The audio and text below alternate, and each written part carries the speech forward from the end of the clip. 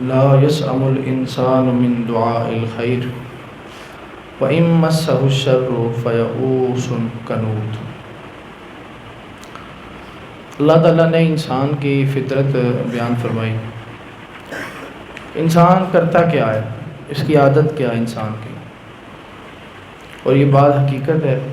ویسے بھی جو اللہ تعالیٰ فرما دے اس میں کوئی شک والی بات ہی کوئی نہیں۔ کہ فرمایا کہ انسان بھلائی کی دعا کرتے کرتے اکتاتا نہیں، تھکتا نہیں۔ انسان چاہتا ہے کہ مجھے یہ بھی مل جائے، وہ بھی مل جائے، ہر شے مجھے میسر آ جائے، لیکن فرمایا کہ وَإِن مَسَّهُ الشَّرُّ فَيَئُوسٌ قَنُوطٌ، اگر اس سے کوئی تکلیف آ جائے تو مایوس ہو کے بیٹھ جاتا ہے، نا امید ہو کے بیٹھ جاتا ہے۔ اللہ تعالیٰ نے اس آیت کریمہ میں ان دو باتوں سے سبق یہ دیا کہ جس اللہ تعالیٰ سے تم بھلائی مانگتے ہو، اگر اسی رب کی طرف سے کوئی تکلیف آ جائے تو نا امیدی کس بات کی، اتنے یقین کے ساتھ تم مانگتے ہو۔ اور ایک بات حقیقت ہے، مانگتے ہم یقین کے ساتھ ہیں، اللہ دے سکتا ہے، اللہ جانتا ہے میرے حالات کیا ہے، اللہ سب جانتا ہے، اس کی بارگاہ میں کمی کوئی نہیں۔ آپ یقین رکھتے ہیں، ہم سب یقین رکھتے ہیں اس بات پر، لیکن جب اسی بارگاہ سے کوئی تکلیف آ جائے پھر کیوں نہیں یقین ہمارا قائم رہتا کہ اللہ کی ذات ہی اس تکلیف کو دور کر سکتی ہے، اللہ کی ذات کرم کر سکتی ہے۔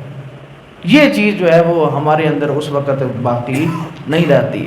لطف اس بات کا ہے کہ اگر انسان خوشی مانگ رہا ہے، جس امید کے ساتھ، جس خوشی کے ساتھ وہ اللہ کی بارگاہ میں یہ دعا مانگتا ہے کہ مجھے بھلائی نصیب ہو، اسی یقین کے ساتھ اس کو چاہیے کہ اپنی مشکل کے اندر بھی اللہ تعالیٰ سے اسی طرح رجوع کرے کہ جس طرح وہ اپنی خوشی کے اندر رجوع کرتا ہے۔ فرمایا وَلَئِنْ أَذَقْنَاهُ رَحْمَةً مِنَّا مِنْ بَعْدِ ضَرَّاءَ مَسَّتْهُ لَيَقُولَنَّ هَٰذَا لِي۔ فرمایا کہ اگر ہم اس کو اپنی طرف سے رحمت چکھائیں، کوئی نعمت اس کو دے دیں تکلیف کے بعد، تو وہ کہتا ہے کہ میں تو اسی کا مستحق ہوں، میں تو اسی کا مستحق ہوں جو مجھے مل چکا ہے۔ وَمَا أَظُنُّ السَّاعَةَ قَائِمَةً، اور میں قیامت کو قائم ہونے والا نہیں سمجھتا۔ وَلَئِن رُجِعْتُ إِلَىٰ رَبِّي، اگر میں اپنے رب کی طرف لوٹا دیا گیا، إِنَّ لِي عِندَهُ لَلْحُسْنَىٰ، وہاں بھی میرے لیے عزت ہی ہوگی۔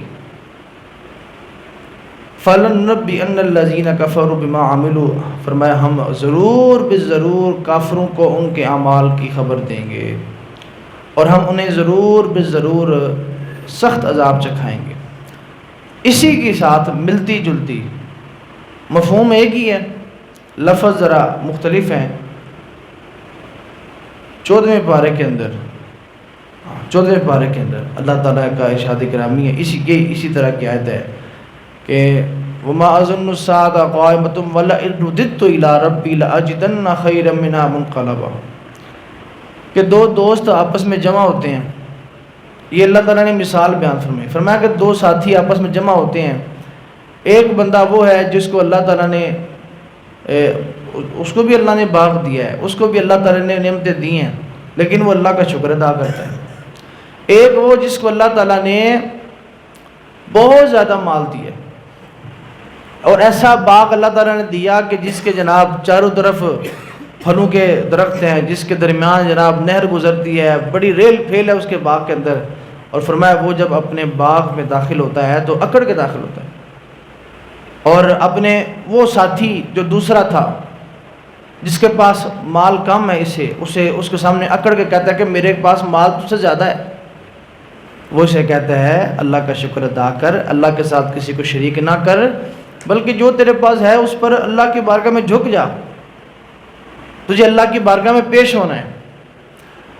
آگے سے یہ جواب دیتا ہے کہ نہیں، میں اگر پہلی تو بات ہے کہ قیامت کو میں مانتا ہی نہیں، قیامت نہیں آئے گی، اگر آ بھی گئی تو مجھے یہی امید ہے کہ وہاں بھی میرا پروٹوکول ہوگا۔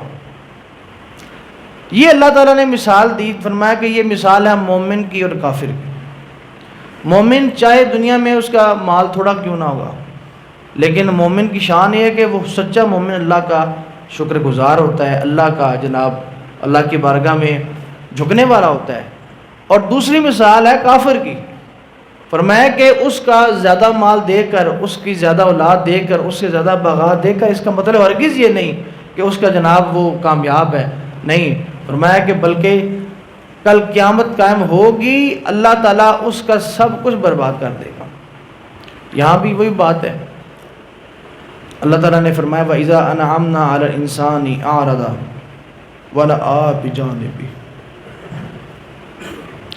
جب ہم انسان پر احسان کرتے ہیں تو اعرض ونأىٰ بجانبی، جسے ہم اپنی پنجابی میں کہہ لیں وہ ٹوریں ہی بدل جاتی ہیں۔ جب اس پر خوشی کا وقت ہوتا ہے، ابھی جناب اس پر جناب اچھا وقت چل رہا ہے، کاروبار سیٹ ہے، اولاد سیٹ ہے، پیسہ آ رہا ہے، گھر اپنا ہے، سارے معاملات بہترین ہیں، فرمایا وہ ہم سے منہ پھیرتا ہے، پھر پہلو تہی کرتا ہے۔ مطلب یہ ہے اب اس کو نہ اللہ یاد ہے، نہ رسول یاد ہے، نہ اس کے احکامات یاد ہے، نہ اس کو جناب وہ یہ کوئی خیال ہے کہ میں نے اللہ کے بارگاہ میں حاضری دینی ہے۔ اگر اللہ نے اس کو مال دیا ہے نہ وہ یہ سوچتا ہے کہ اللہ کی بارگاہ میں بھی کچھ نہ کچھ اللہ کی بارگاہ میں اس کا حق دینا ہے، اللہ کی بارگاہ میں وہ جھکتا جب خوشی کا وقت ہوتا ہے۔ اور فرمایا کہ وَإِذَا مَسَّهُ الشَّرُّ فَذُو دُعَاءٍ عَرِيضٍ، جب اسے تکلیف آ جائے پھر تو بڑا جھک کر ہماری بارگاہ میں آ جاتا ہے، پھر روتا ہے، پھر اللہ یاد ہو جاتا ہے۔ اللہ تعالیٰ نے یہ اس لیے فرمایا کہ لطف یہ ہے کہ انسان کو غمی میں بھی اللہ یاد ہو، خوشی میں بھی اللہ یاد ہو۔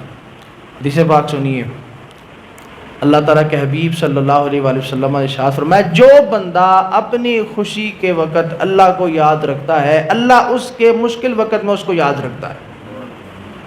یہ تو کوئی بات نہ ہوئی کہ آپ جدو سر تے پئی تے پھر روندے ہو آگے، یہ کوئی بات نہیں۔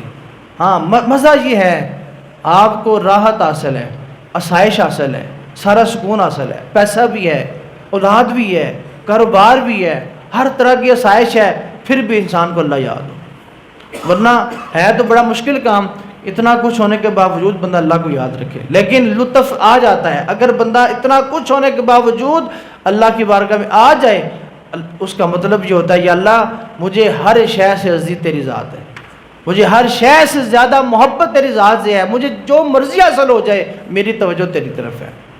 آپ دیکھ لیں انبیاء نے تو پسند ہی نہیں فرمایا دنیا کو، اولیاء نے پسند ہی نہیں فرمایا دنیا کو، بلکہ انہوں نے جس قدر ہو سکا ہے اس سے جان چھڑائی ہے تاکہ اللہ کی طرف دھیان رہے۔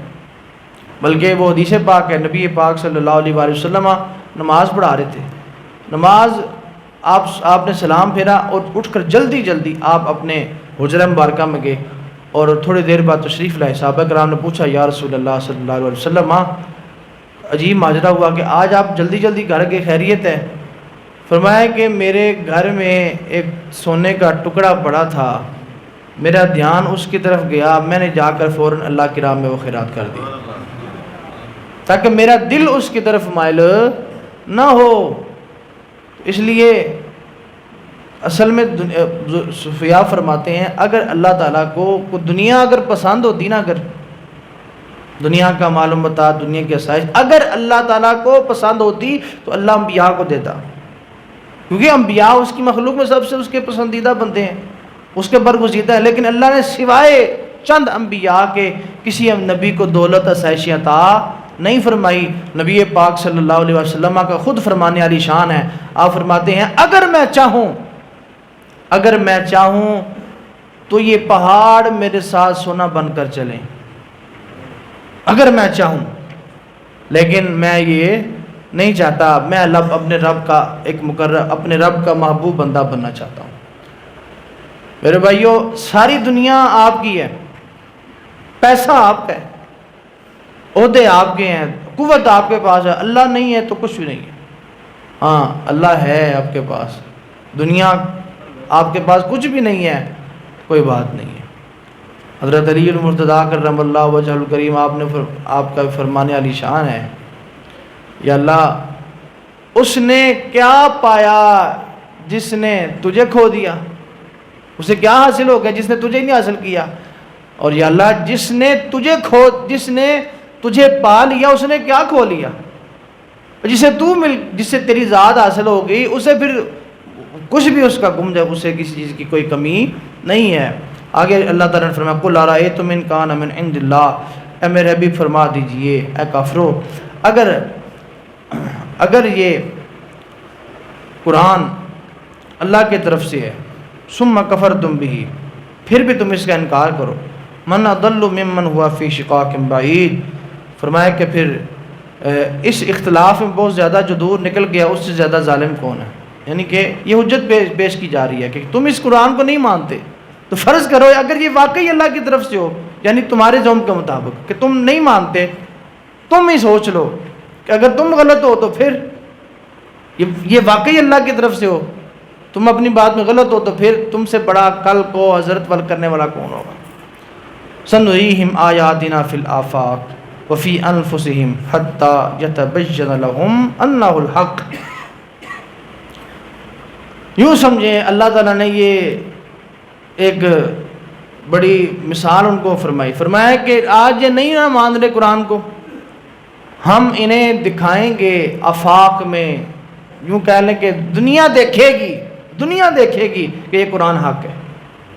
اور دنیا نے پھر دیکھا کہ چند سالوں کے اندر اسلام کا نام لینے والے، قرآن کو ماننے والوں نے وقت کی بڑی بڑی طاقتوں کو زمین سے الٹ کر رکھ دیا، چند سالوں کے اندر دنیا نے دیکھا۔ فرمایا ہم ان کے دکھائیں گے نشانیاں کہ قرآن حق ہے۔ اولم یکفی بربک انہ علی کل شیء شہید، فرمایا کہ کیا یہ بات کافی نہیں اس بات پر کہ اللہ گواہ ہے اس پر کہ قرآن حق ہے؟ یہ بات کافی نہیں کہ اللہ گواہ ہے؟ الا انہم فی مریۃ من لقاء ربہم الا انہ بکل شیء محیط، فرمایا کہ یہ لوگ اپنے رب کے بارے میں شک میں مبتلا ہے، اللہ ہر شے کو گھیرنے والا ہے، اللہ ان کو کل کو ضرور بے ضرور پوچھے گا۔ اللہ پاک ہمیں عمل کرنے کی توفیق۔